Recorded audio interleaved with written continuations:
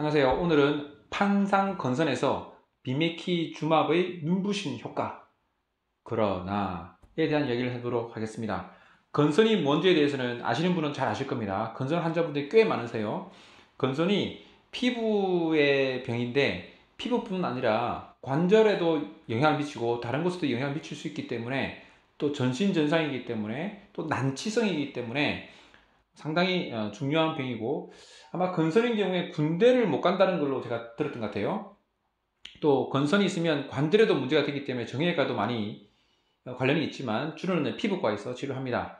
판상이라는 것은 이제 넓적하다는 거죠. 넓적한 그런데, 건선이라는 것이 사실 이게 피부과 의사 선생님들이 보시기에는 진단이 쉽겠지만 다른 사람 보기에는 여러 가지 다양한 모양이 있기 때문에 건선이 진단하기는 그렇게 쉽지는 않을 것 같습니다. 어쨌든 진단받은 분들이 꽤 많기 때문에 우리 환자분들 중에서 또 의사들 중에서는 이 연구 결과를 잘 주목하시면 좋을 것 같아요. 비메키 주맙입니다. 한번 볼게요. 네, 비메키 주맙의 그 오리지널 논문은 2021년 7월, 작년 만 1년 됐죠. 나온 건데요. 아달리무맙이라는 약과 비교한 겁니다. 이렇게 비교가 되는 약들은 대부분 우수하고 오랫동안 안정성이 인정받은 약들이죠. 그래서 그 약과 비교해서 어떠냐를 보는 겁니다. 그러니까 상당히 의미 있는 겁니다. 자, 배경을 먼저 보겠습니다.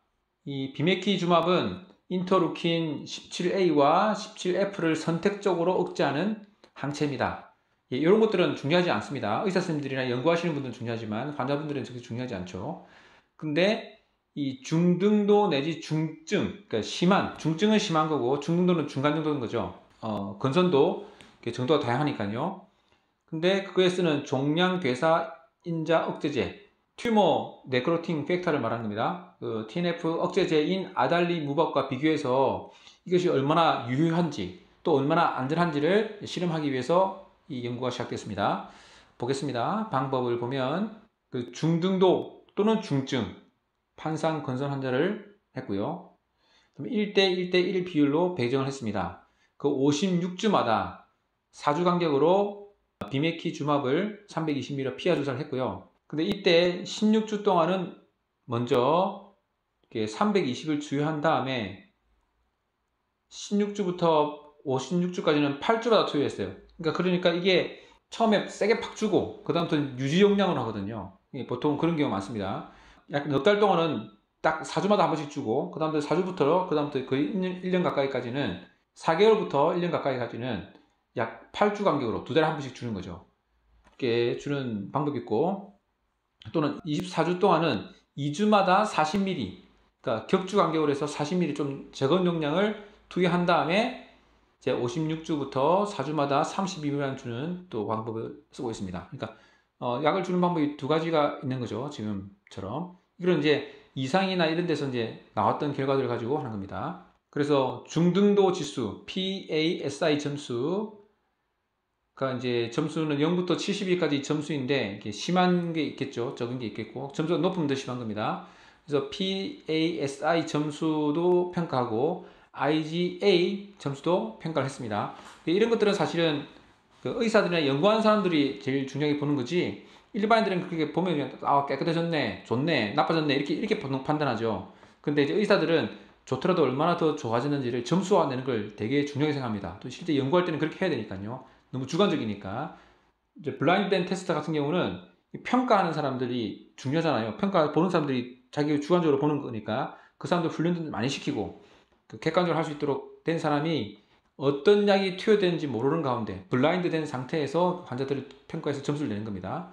그 1차 평가 변수, 프라이머리 아웃컴 1차 평가 변수는 10% 포인트인 마진, 이게 비열등성 검정을 하기 위한 마진입니다. 그래서 이 연구자들 중에서도 비열등성 검정에 대해서 잘 모르는 분들이 많아서 이제 강의를 듣곤 하시는데, 마이너스 10%까지를 비열등성 한계로 정한 겁니다. 이 같은 경우는 비열등성 한계, 비열등성 마진이라고 하죠. 또는 비열등성 리미트라고 하기도 하고, 그래서 그를 10% 정도까지 정하고 비열등성 검증을 먼저 한 후에 우월성 테스트를 했습니다.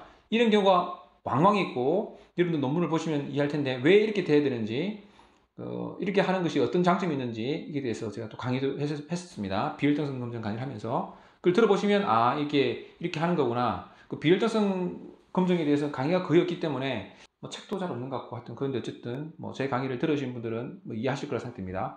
어떻게 그렇게 해서 어쨌든 했습니다. 그 일반인들을 위해서 또 들어본 적이 없는 분을 위해서 좀 설명하자면 우리가 새로운 약들이 나오면 새로운 약이 과거의 약보다 더 좋다는 것을 알기가 쉽진 않아요. 왜냐하면 과거의 약들도 좋은 경우가 되게 많거든요. 뭐 매번 할 때 새로운 약들이 나올 때마다 좋은 약, 좋은 약, 좋은 약 하다 보면 끝도 없이 좋아지겠죠. 그렇진 않고 어떤 과거의 약보다 나쁘지만 않다면 그러면 뭐 부작용이 적다거나 값이 싸다거나 주사를 맞는 것을 먹는 약을 한다거나 뭐 이런 이제 편의성이 있을 수 있잖아요. 그러면 효과 면에서는 열등하지 않다. 나쁘지 않다. 꽤 괜찮네. 비슷한 정도네를 보고 그다음에 이제 값이 싸다든지 이런 것들은 이제 뭐 바로 보이는 거니까요. 이건 테스트할 필요가 없죠. 검증할 필요가 없어요. 바로 보는 거지 뭐 그걸 통계적 검증을 할 필요는 없는 거잖아요. 그래서 비혈등성 검증이 점점점 많이 더 필요하게 됩니다. 그래서 비혈등성 검증을 연구하는 사람들은 많이 해야 되고요. 그래서 비혈등성 한 거는 이제 나쁘지 않다는 건데 과연 나쁘지 않으면서 더 좋으면 더 좋은 거잖아요. 새로운 약들이. 그래서 비혈등성 검증을 먼저 시행하고 나서 우월성 검증, 우수하다는 것을 검증하는 것을 한 번의 연구로 같이 시행할 수가 있습니다. 그래서 비혈등성 그걸 보기 위해서 비혈등성 한계를 마진을 먼저 설정해야 되고 그에 따라서 지금 테스트를 진행한 겁니다. 그러니까 비혈등성 검증이 점점점 많이 필요하겠죠. 자, 결과를 보겠습니다. 결과를 보면 이 614명이 동원됐고요. 그 중에서 이제 해당되는 사람 중등과 중증인 환자가 478명이겠죠. 또 환자가 나는 동의합니다. 실험에 동의하겠습니다. 라고 한 사람들이겠죠. 그래서 478명이 등록됐고요. 그 중에서 158, 161, 159 이렇게 무작위 배정했습니다. 그래서 1대 1대 1로 배정해서 이 사람들은 4주마다 이게 조금 더 자세히 봐야겠네요. 4주마다 어쨌든 방법이 두 가지였잖아요. 4주마다 158명 환자는 4주마다 투여받고 이 사람들은 4주마다 투여받은 후에 8주마다 또 투여받았고 그다음에 나머지 159명은 아달리무밥이라고 대조약을 했습니다. 이 방법은 이제 실제 논문은 아주 자세히 설명되어 있거든요. 이제 간략하게 이렇게 표현합니다. 왜냐하면 우리는 결과를 보고 이제 실제 하는 것은 또 이제 많은 분들은 딱 결과가 어떤지만 좀 알고 싶기 때문에 이거 간략하게 표현했습니다. 환자의 평균 연령은 44.9세 그리고 처음에 이제 베이스라인이죠. 처음 시작할 때 점수가 19.8이었습니다. 나빠진지 좋아진지를 보는 거죠. 자, 보겠습니다. 자, 그래서 16주차가 이제 프라이머리 아웃컴이었어요. 그래서 언제 검사하는지도 중요하잖아요. 그래서 두 용량군을 합해서 319명을 해봤더니 86.2%가 반응을 보였어요. 반응을 보인 게 뭐였죠? 아까 보니까 뭐 100% 감소했던가 그래서 반응을 보였고 아달리무밥은 47.2% 보였어요. 거의 절반이죠. 그러니까 뭐 절반 안 되나? 하여튼 그래서 거의 약 2배 정도가 효과가 더 있는 거예요. 했더니 위험 차이는 요거 빼기 요겁니다. 요거 빼기 요거 한 건데 39.3이고 신뢰 구간은 뭐 상당히 큰 거예요. 그러니까 비혈등하구나 라는 걸 알았고 비혈등할 뿐 아니라 우수한 거죠. 지금 이 같은 경우는 그렇습니다. 요 논리적인 전개에 대해서는 다음에 좀 공부를 하기로 하시고 결론만 말씀드리면 16주차를 보니까 훨씬 비혈등하고 우수하다. 결국 우수하다는 뜻이에요. 그리고 우리 두 가지 것을 봤죠. PSI 90 반응을 봤고요. 그 반응이 뭐냐에 대해서 미리 프로토콜을 잘 정의를 해야 됩니다. 미리 몇 주째 얼마 이상을 반응으로 볼 것이다 라고 보는 거죠.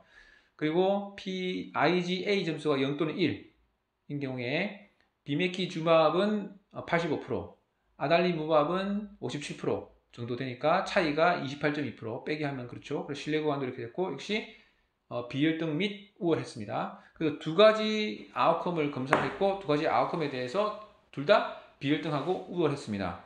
실제 이렇게 두 가지 검사를 하게 되면 P 값을 다시 또 교정을 해줘야 되거든요. 뭐 그런 것들 이런 배우셨을 겁니다. 제가 강의를 들은 분은 배우셨을 거예요. 두 개를 동시에 검증하게 되면 다중 검증에 문제가 생기지 않습니까? 그래서 P 값을 고려하는 것들을 배우셨죠. 근데 어쨌든 지금 같은 경우는 P 값이 0.001이기 때문에 그걸 고려하더라도 엄청 우수한 겁니다. 예. 다중 검증을 보는 것도 이제 강의를 들으시고 또 이해하시고 또 책을 보시고 이렇게 하시면 되겠습니다. 그래서 상당히 효과 있다는 것들을 우리가 알았어요. 거의 절반 가까이 되고 이것도 절반은 아니지만 그래도 한 뭐 꽤 많은 숫자가 효과 있다는 걸 우리가 알 수 있거든요. 이 새로운 약 비미키주밥이. 근데 문제가 있습니다. 보니까 항상 이 부작용에 대해서도 봐야 되잖아요. 이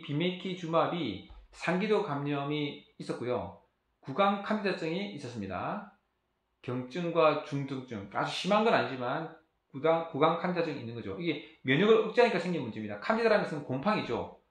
곰팡이가 이제 무좀 같은 그런 거 다른 거지만 어쨌든 칸디다균이라 곰팡이가 있는데 그 곰팡이가 입안에 생기는 거예요. 이게 면역 억제제를 맞으면 생길 수 있거든요. 그런 게 생겨서 좀 문제가 좀 있습니다. 고혈압, 설사 같은 게 있었고요. 요 논문 말고 제가 다음에 준비한 또 다른 논문에서도 보면 구강 칸디다증 이야기가 나와요. 그때 조금 더 한 번 더 이야기하도록 하겠습니다. 어쨌든 비메키주맙은 상당히 좋은 약인데 문제는 부작용이 세다. 이것들이 문제가 되는 겁니다. 그래서 저자들은 결론을 내는데 이 실험을 통해서 비메키주맙은 상당히 많이 감소시켰다. 그래서 비열등하고 우수했다. 열등하지 않고 우수해 이렇게 말을 하게 되면 되게 이상하잖아요. 일반인들도 이상하고 의사들도 좀 이상할 수 있어요. 근데 이거는 과학적인 용어입니다. 과학적인 용어니까 그냥 써야 되는 거예요. 비열등하고 우수했다. 이렇게 이해하시면 됩니다. 그러니까 우수하단 말입니다. 일반인들이 생각할 때는 우수하다 이렇게 생각하시면 됩니다. 칸디다증 및 설사의 빈도가 더 높았다. 이게 이제 문제죠. 그래서 효능과 안전성을 결정하기 위해서 더 길고 더 큰 심이 필요하다. 이게 우리 흔히 하는 멘트긴 한데 이 같은 경우는 이제 효능은 확실히 맞는데 문제가 이게 부작용이 심하다는 거. 그리고 이 병이 어떻게 보면 거의 평생 가는 그런 병이기 때문에 장기적인 실험이 필요하다는 것에 대해서는 뭐 누구나 다 동의할 것 같습니다. 그래서 이런 결론이 났네요. 안타깝습니다. 상당히 좋은 약인데 부작용이 심하다. 어떻게 개선될지 아주 기대되는 약입니다. 도움이 되신다면 구독, 알림, 좋아요는 되지만 댓글은 웬만하면 달지 마세요. 저도 그렇고 여러분도 그렇고 시간이 바쁘신 분들이니까 가급적이면 시간을 아껴서 댓글 달 시간에 그냥 공부만 하시면 되겠습니다. 질문은 다셔도 됩니다.